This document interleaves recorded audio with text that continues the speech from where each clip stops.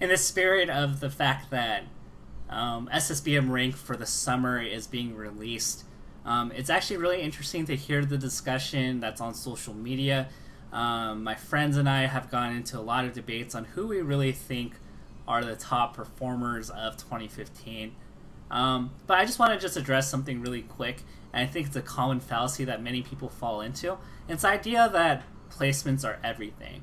And the most common example I can give is, well, player X has outplaced player Y at these two tournaments, so why is player X rated lower than player Y? And that's something that comes up very often.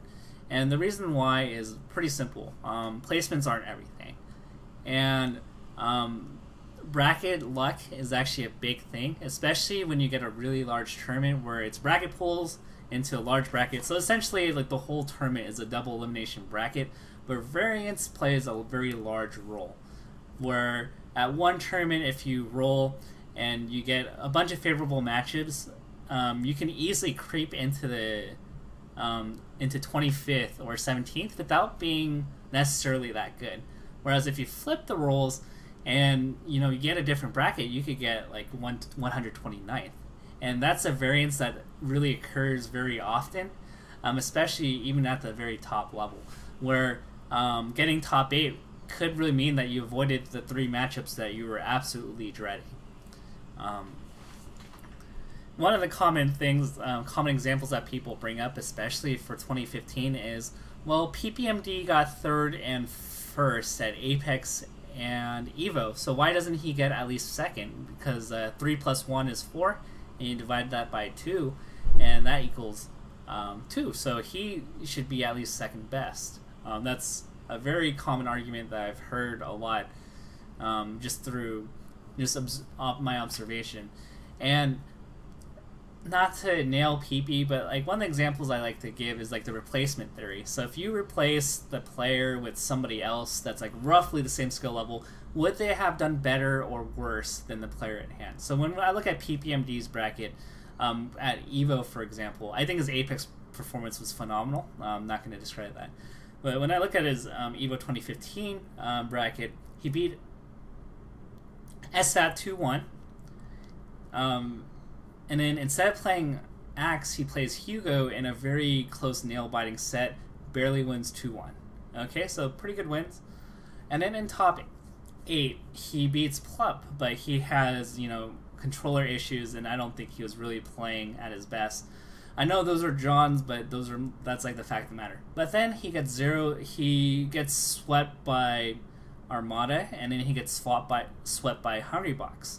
So if you were to look at that bracket, beat SFAT 2-1, beat Hugs 2-1, beat kind of like a half-hearted Plup, but gets 3-0'd by Hungrybox and Armada, does that really look like a top 3 caliber player? And to me, that honestly doesn't. I think that a top 15 level player could easily have gotten those very similar results if you gave him PPMD's scenario. So for me, when I look at PP's performance, although he got 3rd at the largest tournament all time, that performance looks more of a top 10 to / top 15 level bracket. Whereas where I look at Hungrybox's case, where he had to run through, he ran through, let's see, I don't remember his bracket exactly. I know that he had to play he plays Leffen, wins, he loses to Armada, he beats Mango, he beats PPMD. And although Hungrybox got 2nd that tournament, that actually looks like a top 1 or top 2 performance. The fact that he, beat 3 of the Big 6 members looks a lot more impressive than the player that placed right beneath him, who got swept 3-0 by both of the opponents that he should have been on the rough same level as. And so there are countless examples of this. So one of the careful things I would really advise is that if you're going to rank people or compare people, especially like if you're in your local community and you're looking at power ranks, just don't look at placements. Placements are usually a correlation of good results, but they're not everything. So for my personal example, whenever I play Hugs in winners quarters and SSS, I'm guaranteed like top 5 if I play Hugs in winners quarters. And for me, like, I may outplace a Lucky or a West Balls, but to be honest, I'm not nearly as good as them. It just so happens that I played Hugs in winners quarters. Whereas other brackets, I may play West Balls in winners round of 16, and then I lose, and then I play, I don't know, someone like decent, like in losers, and I get 13th, like losing to Santi or something. So that makes a world of difference from 13th and 5th. Sometimes people in bracket, they get a fluky matchup, like the one that they absolutely know and can crush, and then they win that, and then all of a sudden they're in winners semis or winners finals, and they're getting top 3 or top 5, or they're getting 5th or 9th in a tournament, frankly, where everybody who plays like one step below them are probably better than that person.